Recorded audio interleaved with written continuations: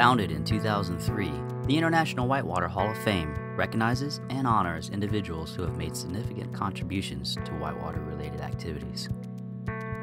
Since 2005, 31 honorees from around the world have been inducted into the International Whitewater Hall of Fame. We are proud to honor their legacy and those of the dozens of other world-class athletes, pioneers, advocates, and explorers who have been nominated to the International Whitewater Hall of Fame.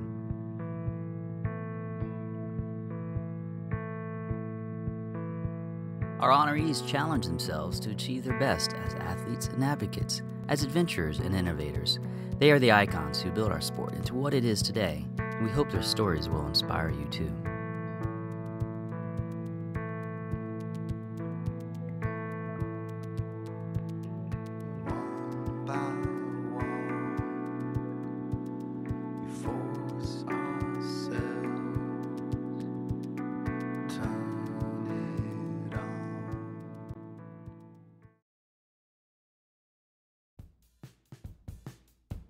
The 2009 explorer Lars Holbek is one of the most accomplished whitewater explorers of all time. Fantasy Falls, Golden Gate, Hospital Rock, Foodalafu, and Stakeen. These names conjure up visions of some of the world's most difficult, top-quality whitewater, and Lars was the first to paddle them all. In total, he has logged over 70 first descents on rivers worldwide. Despite his impressive achievements, Lars was a paddler's paddler, laid back, fun-loving, and independent. Dedicated to exploration and pushing the limits of whitewater paddling, Holbek exemplified the concept of a lifestyle paddler while leading the charge in one of the greatest periods of exploratory kayaking the sport has ever seen. His explorations in California gave him the knowledge, expertise, and credentials to author the guidebook The Best Whitewater in California in 1984. Though the book was written 25 years ago, it is still the undisputed authority for paddling in California.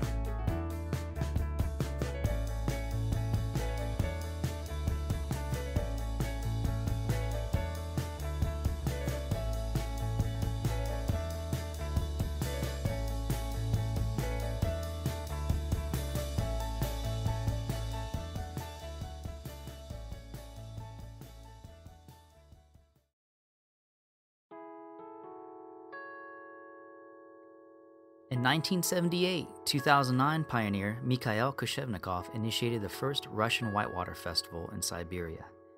Called the Chuya Rally, this festival later evolved into a movement for international peace and cooperation, Project Raft. The first Project Raft event was held on the Chuya River during the 1989 Chuya Rally in Siberia.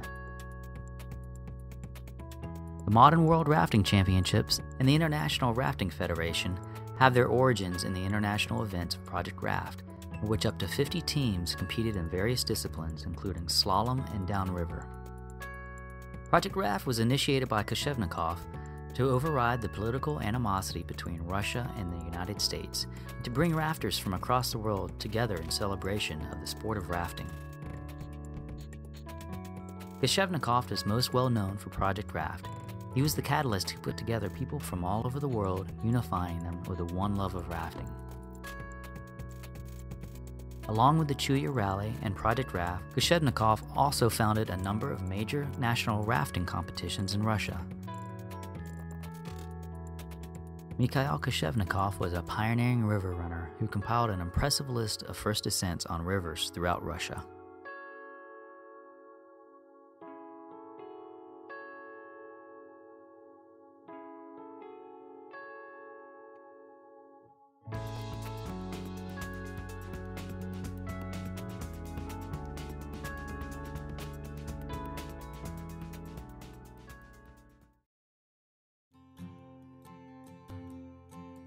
The 2009 champion Stepanka Hilgertova has competed in 5 straight Olympic Games. She has won 2 gold medals in Olympic K1 women's competition, first in the 1996 Atlanta Games and in 2000 in Sydney. Additionally, she won the K1 Women's Overall World Cup gold medal in both '92 and '98, 2 World Championship gold medals in K1 Women's '99 and 2003, and 2 World Championship team gold medals in Augsburg 2003 and Penrith 2005. As a successful Olympic competitor, Stepanka is regarded as the first lady of the Olympics in her native Czech Republic. Her contribution to the sport has influenced the surge in popularity of whitewater slalom there and goes beyond her medal victories. In an effort to give back, in 2000, Stepanka created and organized the Hilgertova Cup, a charity event to raise funds for a local school devastated by flooding.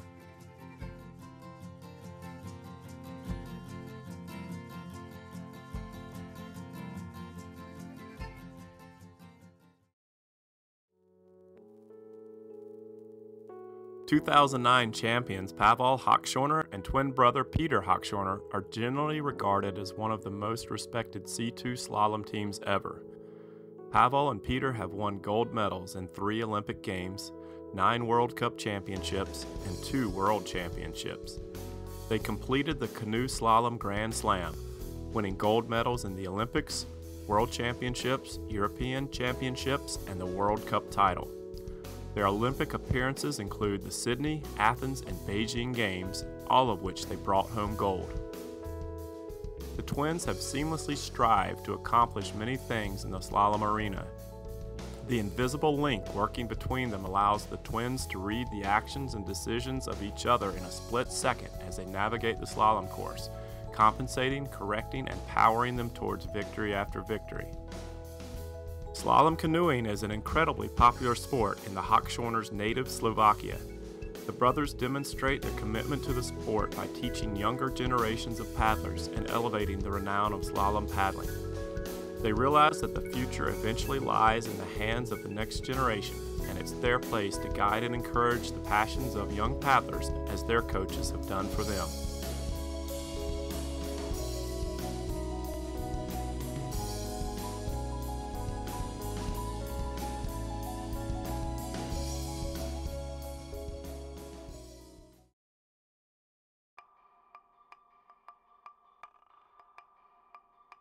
The 2009 advocate Rafael Gallo has led the fight to save Costa Rica's beloved Pequari River from the first dam threat back in the 1990s. In addition to founding and operating one of the most well-respected rafting companies in the world, Gallo has also worked to protect 2,000 acres of rainforest along the Pequari and has planted almost 14,000 native trees as part of the United Nations environmental program Plant for the Planet. His commitment to the environmental stewardship within the whitewater paddle sports industry has earned him an award from the National Geographic Society. No stranger to the world of whitewater, Gallo serves as a founder and current president of the International Rafting Federation. He was in attendance at the Nantahala 90 Raft Rally for Peace here on the Nantahala River. His role in the IRF has taken him to Argentina, El Salvador, Colombia, Jamaica, and beyond, helping to increase rafting standards and promotion of the sport. In 2009, Rafa assisted the Kingdom of Bhutan to establish best practices in rafting operations and sustainable adventure tourism development. Gallo is committed to running a commercial rafting business whose proceeds provide capital to protect the natural world. His sustainable approach to adventure tourism has earned him seats on several Costa Rican and international tourism, environment, and paddle sports boards. He founded the Rios Tropicales Foundation, providing reforestation, sustainable outreach, and education to local communities and visitors to Costa Rica. Gallo continues to be a role model for environmental stewardship in the paddle sports industry.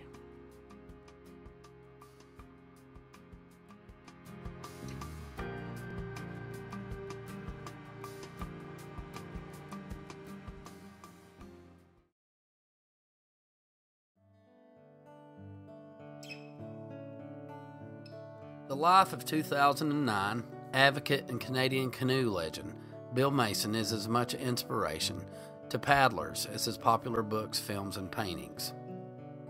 Mason's work as an author, artist, filmmaker, and conservationist impacted generations of wilderness travelers and whitewater paddlers.